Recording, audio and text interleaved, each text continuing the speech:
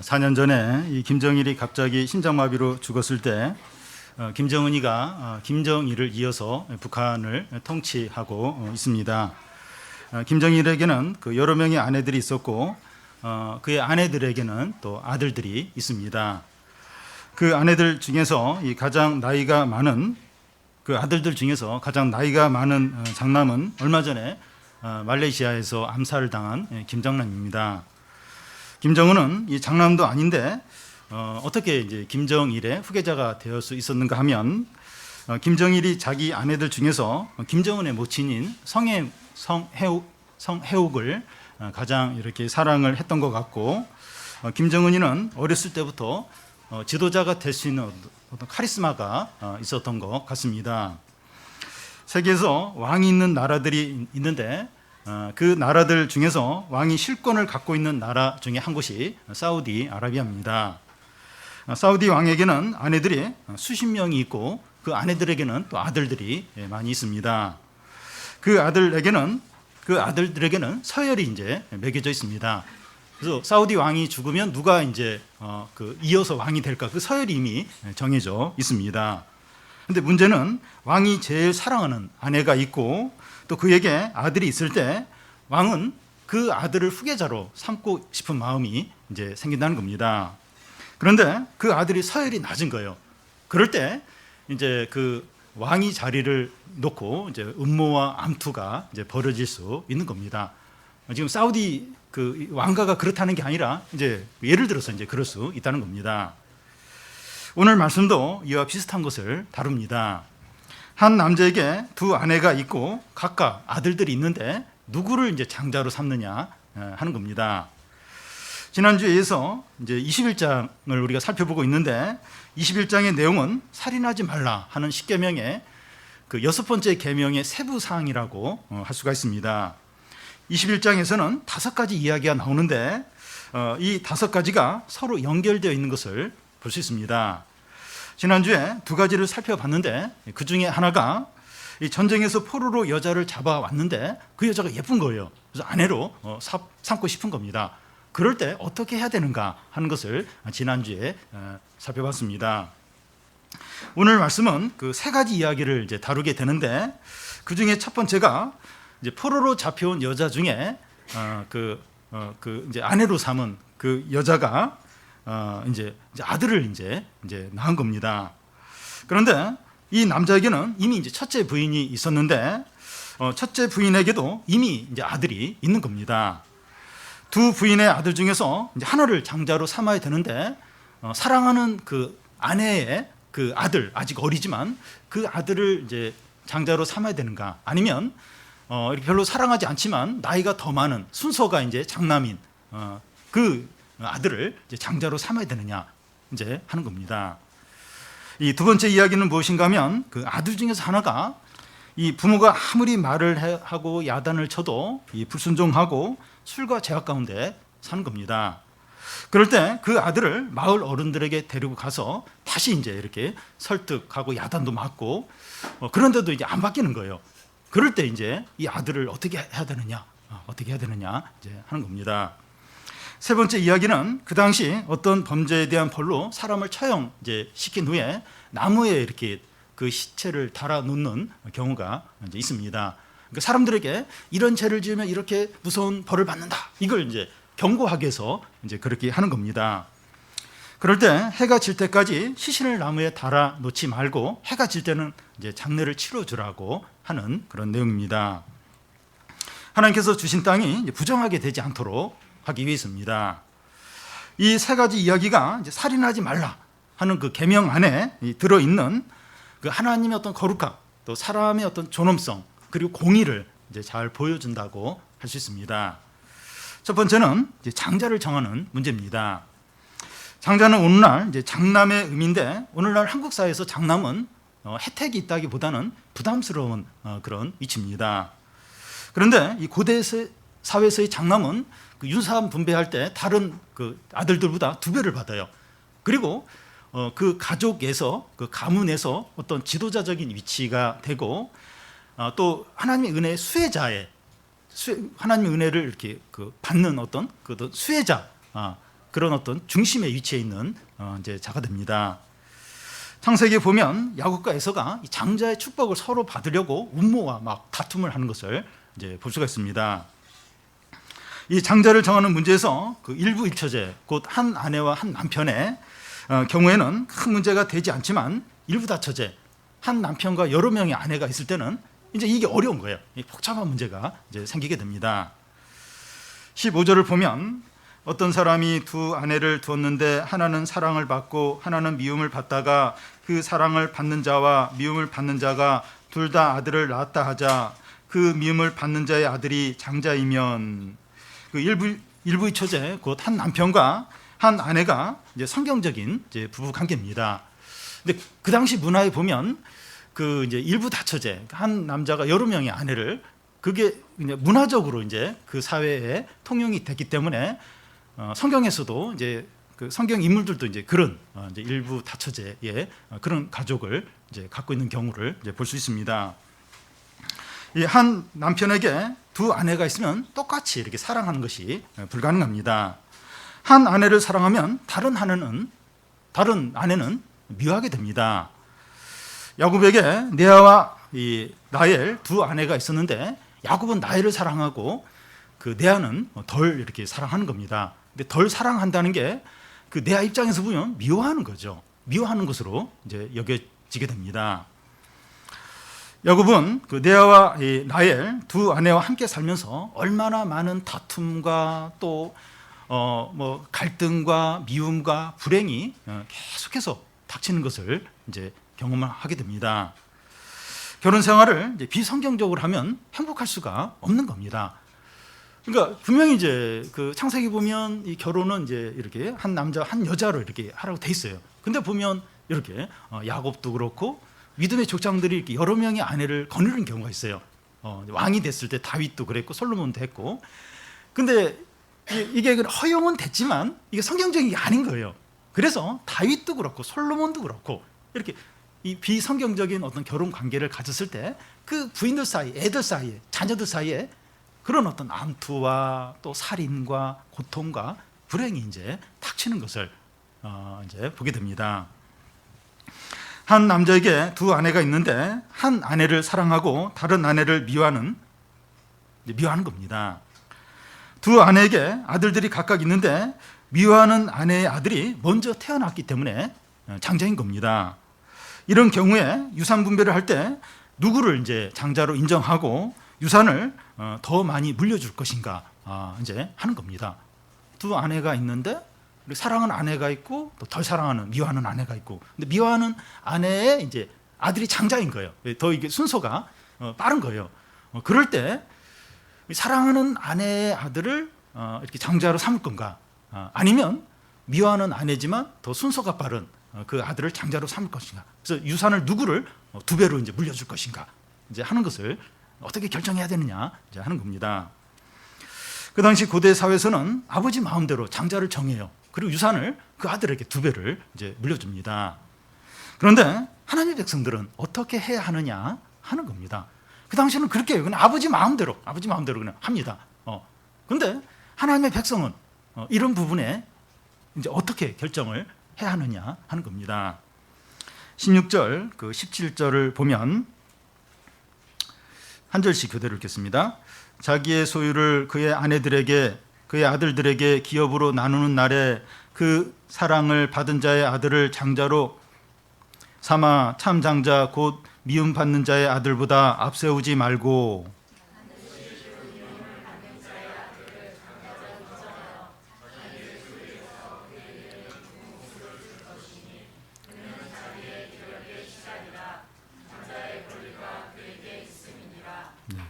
남편은 두 아내 중에서 사랑하는 아내의 아들이 나이가 어리더라도 장자로 삼고 싶을 겁니다. 그 사랑하는 아내도 옆에서 내 아들을 장자로 삼아달라고 막 계속 이제 조를 겁니다. 사랑하는 아내가 두 아내가 있는데 사랑하는 아내가 조르니까 이제 그렇게 하기가 이제 쉽습니다. 그런데 그렇게 하지 말라는 거예요. 미워하는 아내의 아들이 나이도 더 많고 순서가 앞서면 그를 장자로 삼고 아들에게 돌아갈 유산의 분배에서 두 배를 그 아들에게 이제 물려주라는 겁니다. 이것이 하나님의 율법이 말씀하는 거라는 겁니다. 인간적인 사랑으로 하지 말고 하나님의 말씀대로 하라는 겁니다. 누가 더 좋고 마음이 끌리고 사랑스러운 건 어떤 면에서 어쩔 수가 없어요. 좋아하는데 자꾸 사랑하는 마음이 가는데 그걸 어떻게 할 수는 없습니다. 그런데 우리의 감정도 하나님의 말씀의 통제를 받아야 한다는 겁니다. 좋은데 자꾸 사랑스러운데 그것까지는 어떻게 할 수 없다는 거예요. 근데 그런 감정도 하나님 말씀의 통제를 받아야 한다는 겁니다. 이 가정의 경우에 사랑받지 못한 그 아내와 그의 아들이 오랫동안 상처 아픔을 겪었을 겁니다. 아내인데 똑같은 아내고 아들인데 왜 이렇게 약간 이렇게 좀 차별을 받을까? 그러면서 그 아내도 그렇고 미움받는 아내도 그렇고 그 아내 아들도 그렇고 오랫동안 이렇게 어떤 상처들 아픔들 그걸 이제 계속 이제 겪었을 겁니다. 그런데 그 아들을 장자로 인정하고 유산 분배할 때 2배를 다 이렇게 물려줄 때, 그걸 물려받을 때 장자로 인정을 받을 때 그 상처 아픔이 어느 정도 치료가 될 것입니다. 꼭 그렇게 미워한 것은 아니었구나, 무슨 사정이 있었구나 이러면서 이해를 하면서 미움받았던 아내나 그 아들이 참 위로를 받으면서 참 어떤 하나님의 사랑과 어떤 하나님의 공의를 이제 느끼게 된다는 겁니다. 우리가 가족이나 교회 안에서나 또 친구 사이에서나 학교에서나 직장 안에서 사람들과 함께 지내고 있습니다. 그런데 그들 중에서 마음이 가고 또 사랑스럽고 또 이렇게 친근한 그런 사람들이 있습니다. 그건 어쩔 수가 없어요. 자꾸 마음이 가고 친근해지고 사랑스러운데 그거 어떻게 하겠습니까? 그런데 그 인간적인 사랑으로만 사람들을 대하지 않도록 하라는 겁니다. 우리가 사랑하지 않는 사람들이 이 불의하고 부당하게 느껴지지 않도록 하기 위해서입니다. 그러니까 이렇게 자꾸 마음이 가는 사람이 있고 마음이 안 가는 사람이 있어요. 근데 우리의 마음이 안 가는 그 사람들이 참 우리에 대해서 불의하다, 부당하다 그렇게 느껴지지 않도록 해야 한다는 겁니다. 다시 말해서 우리의 감정과 사랑이 하나님의 말씀에 통제를 받아야 한다는 겁니다. 어떻게 좋고 사랑스러운 마음이 막 생기고 어쩔 수 없는데 그래도 그런 감정과 사랑이 하나님의 말씀에 통제를 받아야 한다는 겁니다. 참 우리 믿는 사람들 중에서 우리들도 이제 누구를 이제 이렇게 챙기고 사랑하는데 지나치게 이제 하는 경우가 있습니다. 그러니까 그 사람이 필요해가지고 객관적으로 볼 때도 그 사람의 그런 사랑과 도움이 필요해서 그렇게 사랑해주고 막 채워준다기보다는 내가 좋은 거예요. 그 사람이 좋아가지고 내가 막 이제 그렇게 잘해주고 많이 챙겨주고 어떤 사람 특정인을 이제 그럴 수 있다는 겁니다. 근데 그를 잘 아는 가까이 있는 사람이 우리를 볼 때 저 사람은 굉장히 사랑하는데 나는 미워한다 그렇게 느낄 수 있다는 겁니다. 우리는 그런 마음이 아닐 수 있어요. 그냥 이제 이렇게 잘해주는 건데 그를 잘 아는 사람이 이렇게 보면서 저 사람은 사랑하고 나는 미워하는구나 그렇게 이제 느낄 수 있다는 겁니다. 이런 부분이 좀 애매해요. 이렇게 그런 걸 이렇게 절제하고 적당히 한다는 게 적절하게 한다는 게 쉬운 부분은 아닙니다. 그래도 우리의 감정과 사랑이 말씀에 통제가 되어서 다른 사람들에게 공의가 나타날 수 있도록 해야 한다는 겁니다. 오늘 이제 청소년 헌신 예배고 우리 또 이제 젊은 우리 디모데 청년부도 있는데 이렇게 어떤 이성 간의 이제 관계에서 뭐 사귀어야 되나 말아야 되나 또 이렇게 사귀면 어느 정도까지 이렇게 사귀어야 되는가 이제 이런 고민들을 이제 할 수 있습니다. 근데 그 기준이 뭐냐? 기준이 어디까지냐? 근데 많은 경우에 이미 뭐 매스컴이나 영화나 드라마나 뭐 이런 데서 워낙 이제 믿지 않는 사람들이 하는 어떤 그런 것에 영향을 많이 이제 이미 받아버렸어요. 이미 그런 가치관이 우리 안에 많이 들어와 있는 겁니다. 근데 성경적인 어떤 기준은 먼 거예요. 이거 어색한 거예요. 그래서 그런 어떤 이 세상의 기준, 우리의 감정과 우리의 어떤 하고 싶은 대로 막 이렇게 나아가기가 쉬운 겁니다. 기준이 뭡니까? 기준. 하나님의 말씀인 거예요. 우리가 이 하나님의 백성이 아니면 그리스도인이 아니면 또 문제가 달라질 수 있는데, 우리가 하나님을 믿고 그리스도인이라면 이런 우리의 감정과 사랑을 하는 그 기준이 하나님 말씀이 돼야 하는 겁니다. 우리에게 안 맞아요. 우리는 확 누굴 좋아하면 거침없이 막 나갑니다. 뭐 사랑하는 아내와 또 이렇게 미운 아내가 있으면 당연히 그냥 그 아빠가, 아버지가 당연히 사랑하는 아내에게 장자로 하고 뭐 유산도 많이 물려주고 왕위도 물려주고, 대기업 같은 경우 그리고 물려주는 경우가 많이 있잖아요. 왜냐하면 사랑하니까, 내가 그렇게 하고 싶으니까. 근데 우리는 하나님의 말씀에 이 감정과 사랑이 통제를 받아야 한다는 겁니다. 그게 기준이라는 거예요. 여러분, 그렇게 안 했을 때 뭐 왕위 문제도 그렇고 대기업 문제도 그렇고 뭐 여러 문제에서 그런 어떤 순서를 안 지켰을 때 얼마나 암투가 일어나고 고통이 일어나고 불행이 일어나고, 그런 걸 뭐 얼마든지 우리가 이제 보게 됩니다. 그래서 이렇게 사랑과 감정 어쩔 수 없어요. 이거 뭐 자연스러워요. 이거 뭐 어떻게 하겠습니까? 끌리는데. 그래도 하나님의 말씀이 기준이고 거기에 통제를 받을 때, 그 당시 당장 뭐 힘들고 뭐 이렇게 또 사랑하는 사람을 실망시킬 수 있을지 모르지만, 그게 이제 좋은 겁니다. 그게 이제 은혜고, 나중에 다 그게 이제 회복이 되고 또 이렇게 감사가 되고 모두가 이렇게 살아나는 이제 그런 이제 일이 된다는 겁니다.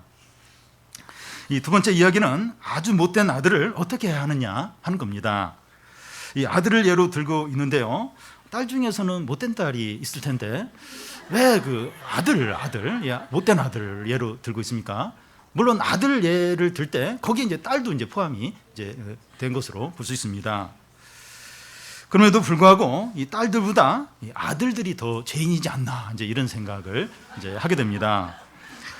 이 청소년 범죄자들을 보면 그 10명 중에서 8명에서 9명은 남자들이. 여자들, 여학생들 느끼 있는데 남학생들이 대부분 이제 그렇습니다. 이 남자들에게 은혜가 이제 많이 이제 필요합니다. 이 18절을 보면, 사람에게 완악하고 패악한 아들이 있어 그의 아버지의 말이나 그 어머니의 말을 순종하지 아니하고 부모가 징계하여도 순종하지 아니하거든. 어떤 사람에게 아들이 있는데 완악하고 패악한 겁니다. 20절 끝에 보면 방탕하고 술에 잠겨서 이제 사는 겁니다. 그의 부모가 이 아들을 좋은 말로 설득하고 가르치고 기다리는데도 듣지 않는 거예요. 때론 때리기도 하고 용돈도 안 주고 외출도 못하게 하고 친구도 못 만나게 그렇게 해도 전혀 듣지 않고 더 못되게 행동을 하는 겁니다. 이 망나니 같은 이런 아들이 있을 때 부모는 어떻게 해야 됩니까? 자기 아들인데 뭐 그냥 데리고 살아야 합니까? 아니면 내어쫓아 버리면서 이 부모와 자식의 연을 이제 끊어 버립니까? 미국에 이제 터프러브라는 부모들의 어떤 모임이 있는데, 이 모임에 속한 부모들은 자기 자녀가 마약을 하고 또 범죄를 저지를 때 몇 번 설득하고 야단쳐요. 그래도 듣지 않으면 경찰에 부모가 신고를 해버립니다. 그래서 경찰에 붙잡혀가게 그렇게 합니다. 당장은 처벌을 받더라도 자기 자녀가 변화되고 회복되기를 이제 바라는 거죠. 그래서 그 모임이 이제 터프러브 모임입니다. 거친 사랑 모임. 거친 사랑이죠. 거칠지만 결국 이제 자식을 살리려는 그런 부모의 이제 마음인 겁니다. 자기 자식이라고 계속 감싸고 보호하기보다는 노출을 시켜서라도, 공개를 시켜서라도 회복되도록 변화되도록 이제 하는 겁니다. 이 로마법에는 이 아버지가 이 불순종하는 못된 아들이 있으면 죽여도 되는 그런 권한까지 로마법에서는 이제 허락이 되어 있었습니다. 이 창세기에 보면 이 다말이 간음했다는 의심이 들었을 때 시아버지 유다가 종들에게 이 다말을 밖으로 끌고 가서 불태워 주기로 하고 그렇게 이제 지시를 하기도 합니다. 물론 이제 그렇게 되지는 않았지만, 하나님의 율법에는 어떻게 하라고 합니까? 이 망나니 같은 아들 어떻게 하라고 합니까? 19절에서 그 21절까지 한 절씩 교대로 읽겠습니다. 그의 부모가 그를 끌고 성문에 이르러 그 성읍 장로들에게 나아가서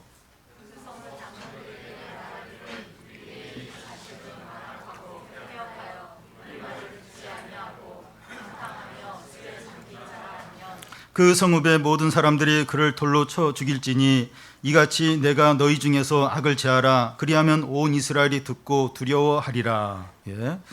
부모가 못된 아들을 더 이상 감당하지 못할 때 계속 감싼다든지 포기한다든지 극단적인 방법을 쓰기가 쉽습니다. 근데 그렇게 하지 않는 거예요. 그렇게 하지 않고 이 마을 장로들에게 아들을 데리고 가서 아들 문제를 이제 맡기는 겁니다. 이렇게 하는 것이 쉽지 않을 수 있습니다. 체면도 있고 또 다른 사람의 입에 오르내릴 수도 있기 때문입니다. 그런데 이렇게 하는 것이 부모도 살고 자식도 살리는 길인 겁니다. 예를 들어서 우리 가정에 빚 문제나 또 가족 중에 정신질환 문제나 또 이 고부 갈등 문제든지 이런 걸 오랫동안 고민을 오랫동안 했는데 해결이 이제 안 될 수 있습니다. 그런데 그런 문제를 믿을 만한 사람들에게 솔직히 이야기를 했을 때 예상외로 도움을 받는 경우가 많이 있습니다. 그 문제를 우리만 겪는 것이 아닌 거예요. 그 얘기를 하니까 나도 이제 그런 문제를 겪고 있다고 막 이제 그런 얘기를 들으면서 꼭 내 문제만 아니라 다른 사람들 이런 문제를 겪고 있고 나보다 더 심하게 더 어렵게 겪고 있는구나. 그걸 알면서 자기의 문제를 객관적으로 이제 보는 겁니다. 그러면서 그런 문제 있을 때 이렇게 하면 좋다고 조언을 해주고 조언도 받고 그러면서 이제 이런 힘든 문제에 대해서 도움을 이제 받을 수 있게 됩니다. 우리가 아프면 병원에 가서 아픈 곳을 드러내 놓고 치료를 받고 위기가 닥치면 119에 또 신고를 해서 도움을 받듯이 힘든 부분을 알려서 도움을 받을 수 있는 겁니다. 우리가 교회나 모임 안에서 우리의 문제들이 알려지는 것을 부끄럽게 여기지 않아야 합니다. 우리가 남남이면 그럴 수 있지만 한 가족이에요. 그리스도 안에서 한 몸이기 때문입니다. 우리 가운데 문제가 없는 가정은 한 가정도 없습니다. 어느 가정은 문제가 하나도 없다. 하나도. 그런 가정은 없습니다. 상대적으로 좀 나은 거죠. 조금 낫고 조금 더 못하고 그런 정도지 완벽한 가정. 모두가 다 신앙생활, 모두가 너무 잘 지내고 그런 가정은 없습니다.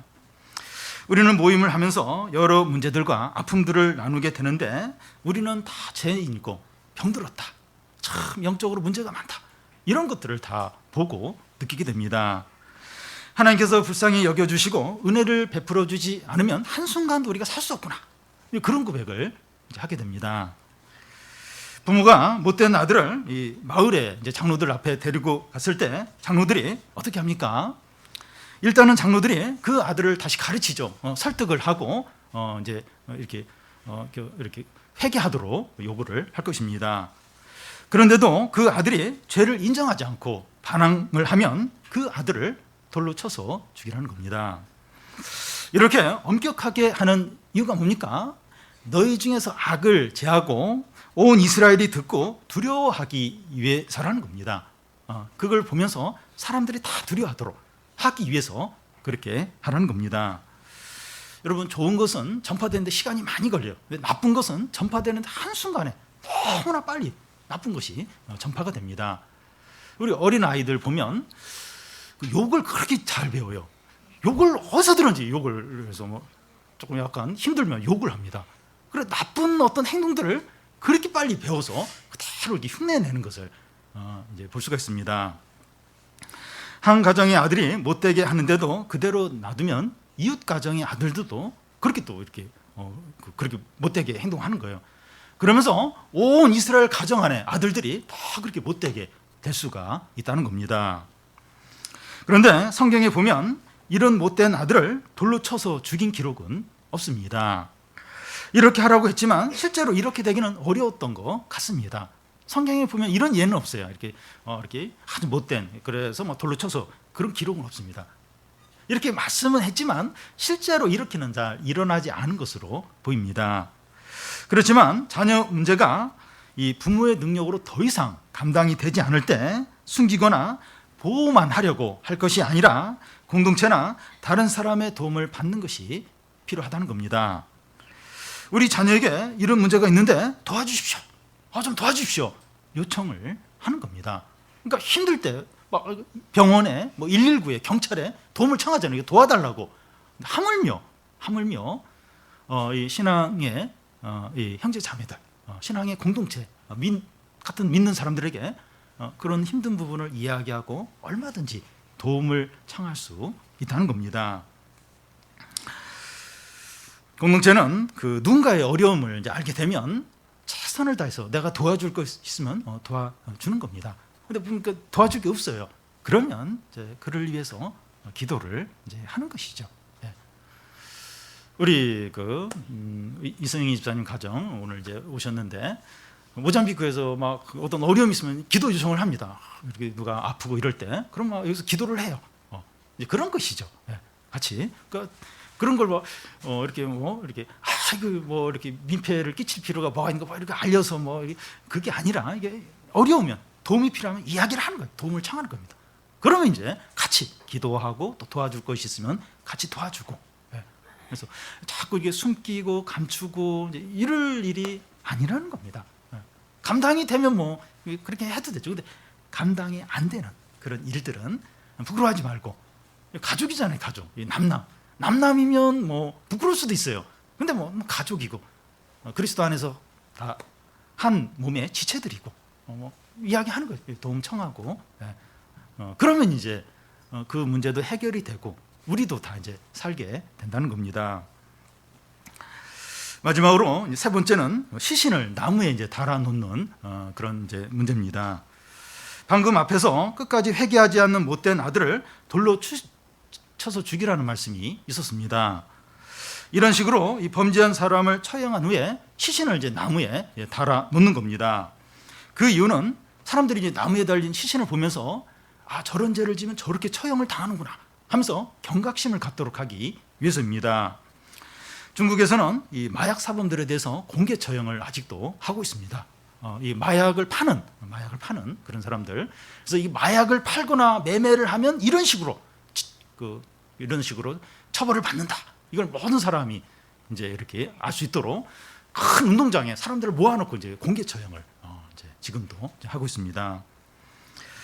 하나님은 나무에 달린 시신을 밤새도록 두지 말고 해가 질 때 장례를 치르라고 합니다. 왜냐하면 나무에 달린 자는 하나님의 저주를 이제 받은 자들인데, 밤새도록 달려 있다고 하는 것은 하나님이 주신 땅을 더럽히는 그런 일이 된다는 겁니다. 종교적인 이유에서 이제 그렇게 이제 하지 말라는 겁니다. 그런데 율법의 정신으로 보면 이 사람의 인권을 존중해 주어야 하기 때문이라는 겁니다. 이 범죄를 한 사람이라 할지라도 그의 인격을 지나치게 이렇게 어떤 수치심을 갖도록, 모멸감을 갖도록 그렇게 하거나 또 그의 가족들이 지나치게 상처를 입도록 그렇게 하지 말라는 겁니다. 그래서 경고한 목적으로 낮 동안에 그렇게 이제 이렇게 시신을 나무에 달아놨으면 해가 질 때는 그 사람을 장례를 치러 주라는 겁니다.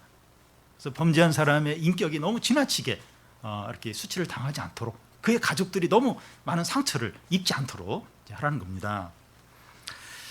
세월호가 3년 만에 지상에 올라왔고 시신을 찾는 작업이 계속해서 진행이 되고 있습니다. 사람들 중에서는 이미 죽었으면 이제 끝인데 많은 비용을 들이고 수고를 하면서까지 시신을 꼭 찾아야 되는가 하는 말을 하는 사람들이 있을지 모릅니다. 그런데 이 죽은 자의 인권도 존중이 돼야 되고 그의 가족들의 아픔도 위로를 받아야 이제 하는 겁니다. 돈이 많이 드는데 수천억 원 드는데 그 돈 문제가 이제 아닌 거예요. 같은 이제 동포, 같은 이제 국민인데 그 위로를 받고 죽은 자의 어떤 그런 인권이 존중되고 이것이 이제 우선이라는 겁니다. 하나님의 율법이 이 사람의 생명과 인권과 인격을 존중하고 있습니다. 여러분 그렇지 않습니까? 쫙 이제 하나님의 율법에 따라서 이제 이런 것들을 우리가 보는데 참 사람의 어떤 그 인권, 생명, 또 이런 어떤 복지 이런 걸 얼마나 이 하나님의 율법이 지켜주고 보호해주고 챙겨주는지 모릅니다. 죽은 자에 대해서도 이러한데 하물며 산 자에 대해서는 더더욱 그렇게 하라는 겁니다. 나무에 단 게 이렇게 낮만 하든지 밤새도록 하든지 죽은 자 이게 무슨 상관이 있는가? 그게 아니라 죽은 자의 어떤 인권도 인격도 중요하다는 겁니다. 하물며 살아있는 사람들의 어떤 생명이나 인권이나 이건 더더욱 존중되어야 한다는 겁니다. 그러니까 하나님 율법이 그걸 그걸 말하고 있습니다. 이 살인하지 말라는 계명의 진정한 의미는 내 이웃을 내 몸처럼 사랑하라는 말씀입니다. 그러기 위해서 우리의 감정과 사랑이 하나님의 율법의 통제를 받아야 됩니다. 우리 좋아하는 마음은 어쩔 수가 없어요. 끌리는데 근데 그 마음대로 다 하면 안 되는 거예요. 이게 감정이나 사랑대로 그대로 막 그렇게 하면 안 돼요. 이게 하나님의 말씀에 이제 통제를 받아야 돼요. 통제. 기준이 하나님 말씀이에요. 내가 끌리고 좋아하고 내 감정이 어떻냐, 그게 기준이 아니라 세상 사람들이 어떤 식으로 서로 사랑을 하고 어떤 식으로 하냐, 그게 기준이 아니라 하나님 말씀, 하나님 말씀, 공의가 나타나야 돼. 그리고 하나님의 사랑이 나타나야 이제 하는 겁니다. 그리고 우리가 감당이 안 되는 자녀의 문제나 어려움을 공동체나 다른 사람과 함께 나눔으로 그 문제가 해결이 되고 모두가 살아나도록 하라는 겁니다. 그러니까 어떤 체면이나 이게 중요한 게 아니라 이게 살아야 돼요. 회복이 돼야 됩니다. 그 못된 아들 집에 데리고 이거 감싸고 그러면 어떻게 됩니까? 극단적인 행동을 할지 몰라요. 아니면 엄청나게 상처를 받든지 서로 간에 원수가 된다든지. 근데 그 문제를 이제 이렇게 내놓는 거예요. 내놓고 도움을 요청을 하라는 겁니다. 그럴 때 그 문제가 이제 적절한 도움을 받는 거예요. 이게 사는 거예요, 사람들이. 살고 회복이 이제 될 수 있는 겁니다. 우리 안에 이 하나님의 사랑과 은혜와 능력이 이제 이 하나님의 율법을 우리가 하나님의 말씀을 지킴으로, 말씀의 통제를 받음으로 더 이렇게 넘쳐나서 모두를 살리고 회복시키는 그런 은혜가 있기를 바랍니다.